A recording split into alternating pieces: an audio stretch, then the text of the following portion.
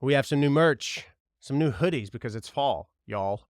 That's Kentucky slang. Right now, the official store has some brand new hoodies. Like, there's a berry hoodie. It's delicious. It's like a sort of pink, but not. It's kind of like, I don't know if I want to be a doctor or a garbage man. That's kind of the color pink it is. Maybe a little purple too. It's right there, and a bunch of others as well. I don't know if you live in a state where you get 2 weeks of fall and then it jumps to 20 degrees like us, but that's why we have brand new hoodies. When you buy a hoodie, you are supporting me and this podcast and what it is that I do and bring to you. NathanMorris.store, the official store for all things me. And head over there now, grab you a hoodie. Or, if you want, grab you a discount by joining the Mortals. It's an exclusive community. It's more important than a community. It's people, it's you, and it's me building something that's meaningful because we all want to feel a part of something. And the Mortals is this group of individuals where I'm able to share exclusive content like music drops and behind the scenes and giveaways every single week. Not only that, but you get exclusive discount codes not available to everyone, just for Mortals. It's all in the description. Become a Mortal right now. We have different tiers. We have paid. We have free. Of course, the paid versions give you more unlocked access. Head over to and join the Mortals now, and then go back to the store and get you that discounted hoodie.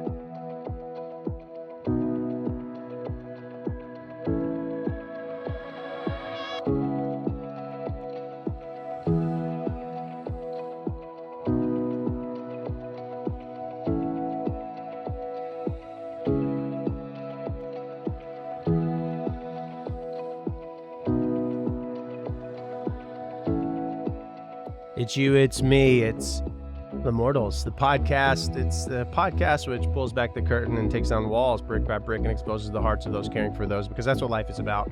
Caring for people, being selfless, seeing and living this life of perspective, having perspective. I have had seasons of scripted. I've had seasons of calculated. I've had seasons of guests, and this is the season of my voice. This is unscripted, unfiltered, raw Nathan. The podcast has been going on for a few years now, and if you've been following for some time, thank you for being here. It means so very much to me because you could be doing anything in this moment. And this is the season of flying by the seat of our pants. I have so much to be grateful for. I'm sure you do too. So count your blessings with me. Let's dive into some juice. The juice is loose. I don't know if it's loose or not, but the coffee's delicious. This is episode 205. Actually, I don't know what episode number it is. I've been keeping track of that, and I think that, and I've been on this kick of numbers and not keeping track of numbers, and we need to think of a new way to measure success and moving the needle and but keep showing up. It's really important. And I took a few weeks, and by weeks I mean maybe 2 months off, and here we are back with another episode of The Mortals. The Mortals, why? Well, let's do some housekeeping and explaining. If you're new here, I spent nearly 13 years in the funeral profession. I think the profession offered me one of the best gifts ever, and that is this realization that life is about you. This realization that I'm not put here for my own pleasure. I'm put here to serve and to be selfless, and in doing those things, there's victory in that. And there's also victory in suffering, and there's victory in being focused on other than self. And I believe that wholeheartedly, and that's what the profession offered me. And during COVID, having my mental health shot, I reached out to my friend and turned to what I had turned to countless times before, and that was writing and recording. And there was a song that I wrote with Walters and and Ina, and it is this song, this idea that I'm so tired of standing off to the side, especially during the pandemic, and seeing so many loved ones gathered around the caskets of those they love more than anything, and that is the last moment that they're going to see their loved one on this side of life. That moment, and I just pinned it, that I'm not ready to go yet moment. When is it the right time to gently walk up and place your hand on a shoulder and say, right this way? And so the song that came of it was a song called Yet, and that song reached you more than likely.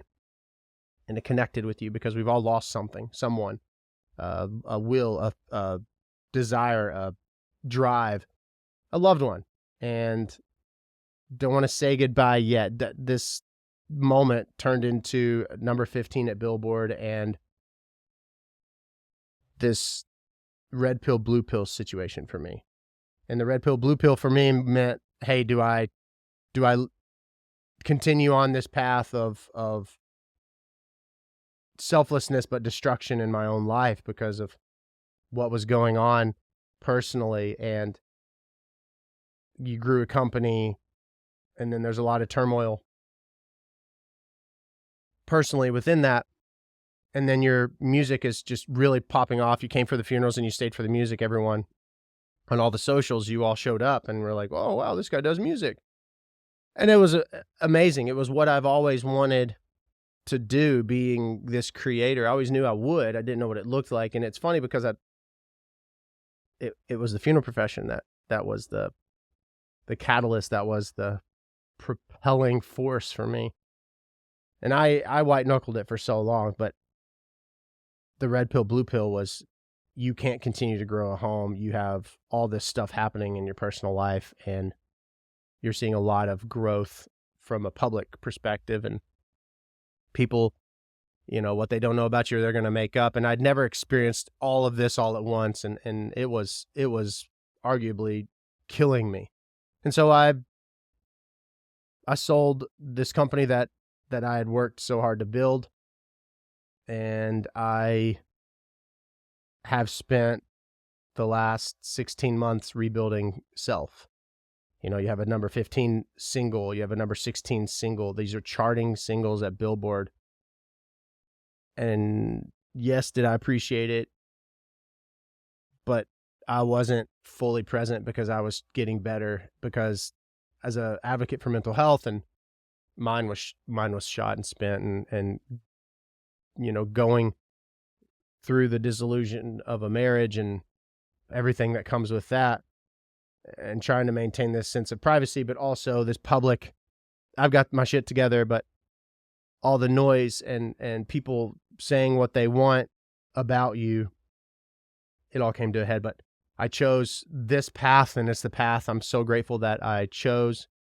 And I am on this journey, as are you, to just continue to put one foot in front of the other. And I am excited to be here. I'm excited to be here. And I'm pointing to my head if you're just listening to this podcast, and my heart and my gut, like it's all marching finally together, because you can lose focus of your own mental health and your own self and growth at the cost, while you're focusing on other people, it's the cost of you. And anyway, I am grateful to be in a healthy space, and I've got so much going.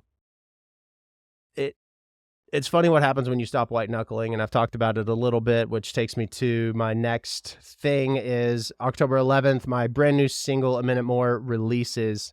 I would love for you to pre-save it right now. You could do so by clicking the link in the description and show notes. Click it right now, pre-save it. When you click that, you are helping me. You don't realize that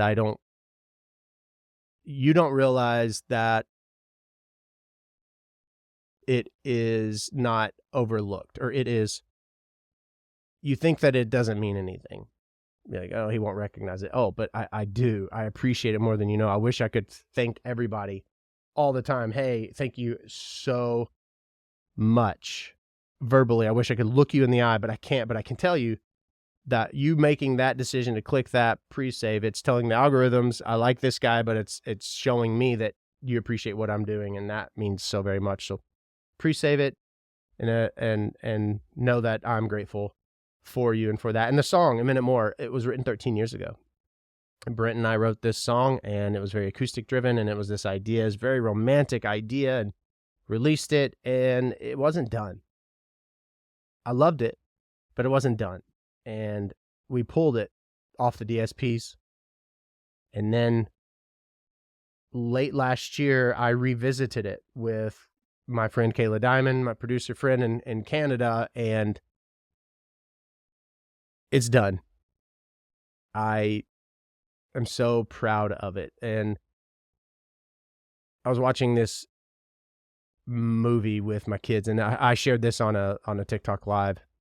And if you follow me there, thank you. If you don't, Nathan Morris Music, I'd be very grateful. It's linked below too. But I was sharing how this kid, a 17-year-old girl, was sailing around the world. True story. And she, of course, was mentored by this man, and she had this boat, and she's on nearly the last trek of the journey. This is on a Netflix kids section, by the way. I'm lying on the floor with my two oldest, and we're watching this, and she hits a storm, a very bad storm, and she is petrified, as I think any child, any adult would be. She's alone. She radios for her mentor. She says she can't do it. And actually the boat has a crack in it. And she thinks she's going to capsize and die, which probably was quite possible. And her mentor radioed back and said, just go with the waves. Don't fight them. And that was this aha moment for me. And that was this moment as I lie on the floor next to my two oldest kids, and I'm over here almost in tears with this movie. And if you think about it, it sounds really funny, but I was like, wow, we spend our lives just fucking wanting to white knuckle everything all the time.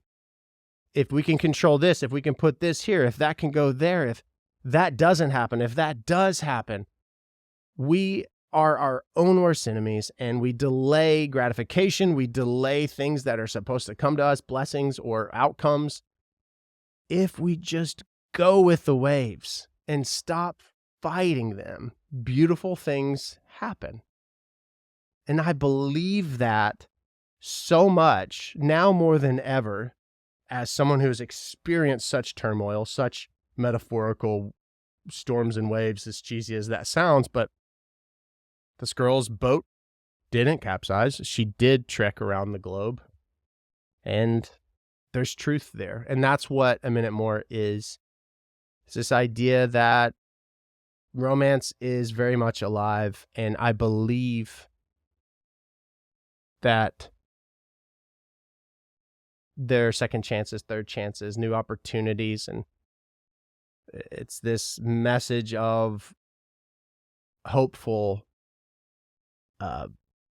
for both couples and even those choosing the single life. And I mentioned that, how badass are you? Because people who are single, you might have a friend or family member or multiples of both, but you're still doing life solo. And to not have that partner to lean on just adds to this realization that you have tons of perseverance and strength. And so this song, A Minute More, it's childish in thought, in the sense of innocence, that we're worthy to be loved and to offer our love and hope. And so I believe that this song, it's done. And I'm excited for it to release on October 11th. And I would love for you to pre-save it and tell that algorithm, I like this guy. Okay. We're going to do a new thing here on The Mortals. I always like learning about weird stuff. I love knowing random things. Do you know who knows a ton of random stuff? Something that my brother, Aaron, is an incredible conversationalist. He knows so much about so much. He's able to participate in conversations about the Russian ballet and Notre Dame football and everything in between. He's a great listener and conversationalist, and he too, I think, enjoys random facts. So here's a new segment that we're going to start here on The Mortals to educate you. Actually, I just love this stuff, but the Eiffel Tower can grow taller. The Eiffel Tower isn't always the same height. Due to thermal expansion, the iron in the tower expands in the heat of the summer, causing the tower to grow by up to 6 inches. Guys, when winter comes, it shrinks back to its original height, guys. So technically, the Eiffel Tower gets a little taller every summer. Interesting, right? Interesting. Octopuses have 3 hearts and blue blood, which I think a lot of people, ever since there was a show, The Octopus, The Friend, I don't know, something on Netflix. It was very intriguing. Octopuses are like creatures straight out of a sci-fi novel. Not only do they have 3 hearts, 2 that pump blood to the gills and 1 that pumps it to the rest of the body, but their blood is blue. Miss Lippy's car is green. This is because they use a copper-based molecule called, is it called hemocyanin? Yeah, to transport oxygen, unlike humans, who use iron-based hemoglobin, which gives us red blood. Interesting. I love learning that kind of stuff. I think it's fun to have interesting, weird knowledge about a lot of stuff. And there's your weird and quirky tidbits of information. I don't know how you grew up. I grew up in a low income, I wouldn't say low class. Low class sounds like we're just trash, and I don't like saying words that may or may not, I don't like them to not translate properly. So I did grow up with not a ton of money as a kid. I didn't know it though. I mean, every event was so special. My mother would bake these cakes, amazing cakes, by the way. But I was just thinking about the Tasmanian Devil and Bugs Bunny shirt. The front had their front, and the back had the back of the Looney Tunes characters. And my grandmother would go to garage sales and buy clothes for us. We always looked super fresh. I had purple jeans, shorts. That's pretty awesome. Orange jeans, shorts. Heck yeah. I'm glad I grew up that way. I think it's important because it helps you realize what you like. It's not about that. And I've had tons of money, and I've had no money, and everywhere in between, and it doesn't make you any happier. And I don't know what your guiding light is. I think that money provides comfort, yes, but I am glad I grew up that way. And I was just thinking about that. I do a lot of reflection. I think a lot of reflection comes from and stems from like what's going on in life with, I have 4 boys, and they're amazing, and they're 10, 9, one's about to turn 6, one's about to turn 4. It's wild to think about. And if you've been following me for some time, I'm pretty private about them for the most part, just because as social grows and continues to, and I want them to have a childhood and to not be bothered, right? And also I've had some scary instances where we've had to send, where people will take the photos of my kids and put them on their home screens of their phones as theirs and tell stories as if the kids, it's totally messed up and weird and scary, but it's just a bunch of trying to figure it out on my end. When you expose yourself to the world by putting out content, well, I'll backtrack. You don't realize how massive this is, like the internet, or the possibility, which is also a great thing if you think about it. If you're trying to get yourself out there and put yourself out there to sell something or to offer something, I mean, you are one post away from your life changing forever. So keep that in mind. But my kids are absolutely incredible. I mean, they are, Anderson and Everett are so good at baseball, and it's had its own challenges as of late, and things that I've alluded to. If you've been around for some time, I'm pretty I'm very private now more than ever, but I want to make sure that people who are experiencing or have experienced or indirectly experiencing similar things, I guess, realize that they're not the only ones that are. And I've been, yeah, it gets, I'm hesitant to talk about a lot of stuff. So, but I love to learn things, and I have been doing a ton of research, and I just will, I'll read some of this stuff that I've been reading. I come from a broken home. My parents are divorced. My father's parents were divorced. It is generational to a degree. It can be, unfortunately, and it's over 50%, the divorce rate. And there's so many weird things that happen with that, with divorce and parents who are experiencing it and going through it. And I wouldn't wish that. If you are from a broken home or have personally experienced it, you can agree probably that I would not wish divorce on anyone. It is unraveling of life in a wild way. And I remember I was 17 when my parents split. My brother was in middle school, so I can't imagine the effect that it had on him. And children are and should be the center of. I had stumbled upon all of these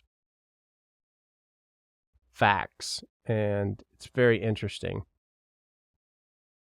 It's very interesting because mothers get primary custody more oftentimes. Kentucky's a 50-50 state, but they get primary custody pretty well. I'll get into that, but yeah, in the United States, mothers are granted primary custody about 79.9% of the time, so 80%, compared to fathers who receive primary custody only 20%. According to the U.S. Census Bureau, this creates a power imbalance where the custodial parent may more easily manipulate the child's view of the non-custodial parent. According to research, fathers who are alienated from their children experience higher rates of depression, anxiety, and even suicidal thoughts. Alienated fathers report feeling powerless and isolated, and their emotional distress can become severe over time due to the loss of the parent-child relationship. It's interesting because, parents, and I don't know what point it happens. Some it's later then, and guys becoming fathers, it's something that's learned to become more nurturing or to become more selfless. Mothers have most mothers have this natural instinct to be motherly and nurturing, but more times than not, it's figured out, right? And being a parent is the greatest thing in the world, and it really is. And I can't, not being able to be, or being pushed, it's not easy. And so all of that happening, children who are victims of parental alienation can face significant long-term psychological effects, emotional damage. Children who are manipulated into rejecting one parent can develop issues with trust, self-esteem, and identity. They may feel torn between loyalty to the custodial parent and their natural love for their alienated parent, leading to feelings of guilt and confusion. Future relationship difficulties. Studies suggest that children who are victims of parental alienation are more likely to experience difficulty forming stable relationships. This can manifest in estrangement, poor communication skills, and a lack of trust in others. Kids are kids. They're supposed to be kids, and they need to just be and feel loved, and to have things thrown upon kids possibly is really sad, because their brains aren't capable of, putting things into the proper categories, and they get probably pretty confused. Research has shown that children caught in the middle of high conflict divorces, especially those involving parental alienation, are at higher risk of developing anxiety, depression, and behavioral problems. A 2019 study published in the Journal of Family Therapy highlighted how alienated children are also more likely to experience substance abuse and self-harm as they grow older. And there's so much information that happens, more times than not. There are stories, and because obviously I follow tons of true crime, and you have the stalker ex-husband, you have, but more times than not, dudes we're so dumb. We're like, I mean, women have this more emotional tendency overall, as far as what studies are saying. Bias in the legal system is what they call, as a social and legal challenge for a father. They feel that family courts are biased in favor of mothers, which may contribute to the limited time they get to spend with children. Although some states have started to adopt shared parenting laws, the system often assumes that children should primarily be with their mother, which can exacerbate the alienation process. There's difficulty proving parental alienation. Proving parental alienation in court can be extremely difficult. Judges often require concrete evidence that the mother is deliberately turning the children against their father, and these cases can drag on for years, worsening the estrangement in the meantime. False allegations of abuse are particularly damaging in this context and can lead to a father losing custody or visitation rights based on unfounded claims. I don't know if any of you all have ever experienced that or not growing up, or perhaps maybe you're listening to this and it's striking a chord for you personally, and you're like, damn. 2022 study found that 35% of fathers reported being denied visitation or communication with their children during divorce proceedings. This lack of contact makes it easier for alienation to take root, as the child is left to hear only one side of the story. I mean, this is the rabbit hole that I find myself getting in all the time with content, with like subjects. Then, I have friend going through a divorce that you would never have thought in a million years they're going through one. They would go through one. They were childhood sweethearts, and shit happens, right? And then you have their circles of friends that they're telling their version of the story, which isn't necessarily untrue, yet it's not the full picture. It's very interesting. Better to be thought a fool and say nothing than to speak and to remove all doubt. Staying quiet is the best way, because that's the way to do it. Then it goes on and it talks about, why do some mothers engage in this, the alienation? There's no single reason, but some common motivations include revenge or anger. The mother may still harbor anger or resentment toward the father and seeks to punish him by cutting him out of the children's lives. Control. Some parents feel a need to maintain control over their children and their former partner. Alienation can be a way to maintain psychological control over both. Genuine fear or misinformation. In some cases, the mother may genuinely believe that the father is unfit or dangerous, whether due to past conflicts, misunderstandings, or even misdiagnosed mental health issues. And then it talks about, there's so many intricacies with undoing of a relationship. It's wild. But I am very sensitive to people who have experienced, who have trekked the waters of divorce, whether as a child they're watching it unfold, or as an individual who's experiencing it. I remember growing up, I was 17, my brother was in middle school, my older brother was in college. My mother never said a poor word about my father to this day. And as an adult now, and putting pieces together, people make their beds and they have to lie in them. And I think children grow up to be adults and learn. And they they don't need the personal opinion of their parents. And I'm grateful that my mother never shared hers, not one time. And I'm a grown-ass man now, and I love my parents very much. And you know, you don't need a biased or whatever opinion. So I'm grateful for that. That gave me a great example. My mother being an incredible human, because in her eyes, I know she realized that that's their father. And I think that's amazing. A confession is a beautiful thing in the Catholic Church, for instance. And whether you believe or not believe, if you're new here, I grew up Catholic. I meet you where you are.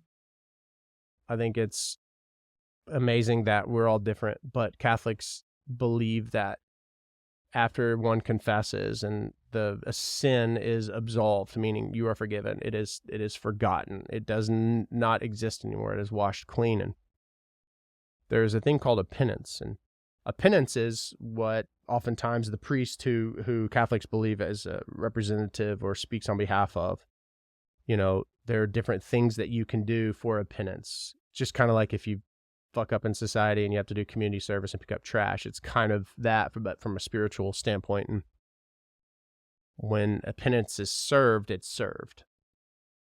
And I encourage everyone, forgiveness is not for you, it's for them. Like you forgiving someone, or it's not for them, it's for you. Sorry, I was speaking opposite, but when you forgive someone, it's not for them. It's for you and for your conscience, and it's for you to not have to carry that weight. You have enough shit to carry. And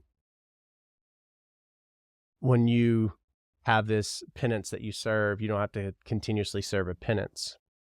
And so keep that in mind too, if you are in a space in life where you have forgiven someone or moved on and past something after you've addressed it and worked through it. It's not something to ever bring up again or hold over as ammo or bartering. It's done. It's over. And for those of you who have been forgiven, you don't have to continue to punch yourself in the face, because you learn, you move forward. I just am in this season of just unapologetic. That's what this new episode, that's what this new season of the podcast, The Mortals, is about, is unapologetically being me, unscripted. I have no clue where it's going, and I'm just going with the waves. I know that I love to create. I love to meet you where you are. I love knowing that I don't know shit. And I'm going to just stop white knuckling, and I hope you are and do too. That's what I hope. And it wouldn't be The Mortals, or, you came here maybe because of the spookies. It's almost Halloween time, and it wouldn't be The Mortals if I wasn't sharing maybe like a little ghost story. This podcast is happening because of Descript. And I don't know why you don't have a podcast if you have a brand or if you have a product or a service. I mean, people love them. People love to hear stories. And if they feel connected to you and the podcast that you offer, then of course they're going to feel connected to the service, product, brand, obviously. So Descript is this transcription-based editing platform. I love it so much. It's all web-based. There's tons of AI features like green screen or eye contact or studio sound. You don't have to have a great setup like I do. No, I mean, it's taken time. It is easy to navigate. It is absolutely for the novice, for the individual that doesn't know shit about it, but it helps, and it helps you seem like you do. And if you click the link in the description, then of course you can check it out. And it's something that I'm proud of. This podcast looks like I'm a pro because of Descript, and Check it out if you are starting a podcast or thinking of starting one, and look like a champ, sound like a champ. The ghost of the Silbach Hotel, that is in Kentucky. Let's talk about ghosts and spooky things. We've talked about what's going on in life. We've talked about my new single releasing October 11th. We talked about all the new merch. Let's talk spooky, because I know Jeremy would love it. Jeremy is a friend and mortal. You should become one, by the way. In the heart of Louisville, that's where I live now, stands the Silbach Hotel. It's a luxurious and historic venue. It's hosted the likes of F. Scott Fitzgerald, Harry Truman, and John F. Kennedy, to name a few. But behind its grandeur, the Silbach holds a dark, eerie secret, the tragic tale of the Lady in Blue, the Bluegrass State and the Lady in Blue. The story dates back to the early 1900s, when a young woman named Patricia Wilson came to Louisville with her fiancé, planning to start a new life together. Patricia, known for her striking beauty and always wearing a distinct blue dress, was staying at the Silbach Hotel in anticipation of her wedding. However, just days before the ceremony, tragedy struck. Patricia's fiancé died in a horrific car accident on the way to the hotel, shattering her dreams of happiness. Grief-stricken, Patricia wandered the halls of the hotel, consumed by despair. On one fateful night in 1936, Patricia was last seen standing on the 8th floor balcony, gazing into the distance. Later that evening, hotel staff found her body at the foot of the elevator shaft. It is unclear whether Patricia jumped to her death or if something more sinister happened, but her tragic end has forever lingered in the halls of the Silbach. The Lady in Blue, Patricia, since her death, her spirit, now known as the Lady in Blue, has been spotted by countless guests and employees of the Silbach Hotel. Her ghostly figure is often described as a beautiful woman wearing a flowing, beautiful blue dress, with her hair perfectly styled as it might have been on the day of her ill-fated wedding. One of the most chilling sightings occurred in the 1980s, when a hotel security officer was called to the 8th floor after a guest reported hearing someone sobbing near the elevators. Ugh. As the officer approached, he saw a woman in a long blue dress standing by the elevator doors. She was staring blankly at the floor as if lost in thought. The officer called out to her, but she didn't respond. He moved closer, noticing how she seemed out of place, her clothing from another era. He asked if she needed help, but still she didn't speak. Then, without warning, she turned and slowly walked toward the balcony. Alarmed, the officer followed her, but when he stepped onto the balcony, she was gone, vanished into thin air. Other reports describe lights flickering and elevator doors opening and closing on their own when no one is nearby. Some guests have even awoken in the middle of the night to the sight of the Lady in Blue standing at the foot of their bed. No thank you. Her sad eyes watching over them before disappearing into the shadows. Ooh. To this day, guests of the Silbach Hotel continue to encounter unexplainable phenomena. Some say they feel cold spots or hear faint, sorrowful whispers in the halls. The 8th floor remains a hotspot for paranormal activity, with many guests requesting to avoid the floor altogether. Despite the eerie occurrences, the Lady in Blue is not considered a malevolent spirit. Those who have seen her describe her presence as melancholic rather than threatening, as though she is trapped in an endless loop of heartache, unable to move on from the tragedy that befell her. The Silbach Hotel, with its timeless beauty and rich history, may continue to be a beacon for the living, but it is clear that one soul, dressed in blue, has never left. That is in Kentucky, right under my nose in Louisville, Kentucky, the Silbach Hotel.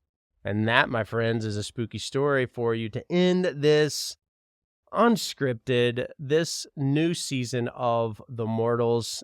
Become immortal.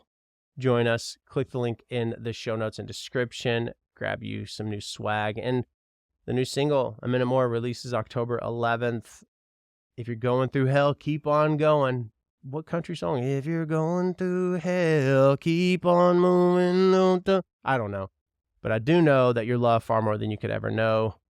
And that, my friends, is a fact. One foot in front of the other. Go with it. Don't fight the waves. Quit white knuckling. You're going to run out of energy and be exhausted. Yeah. Thanks for all that you bring to this life. And you know what? Until next time, my friends. Yay! I like it this way. Stretch. Do you remember Stretch Armstrong? I do.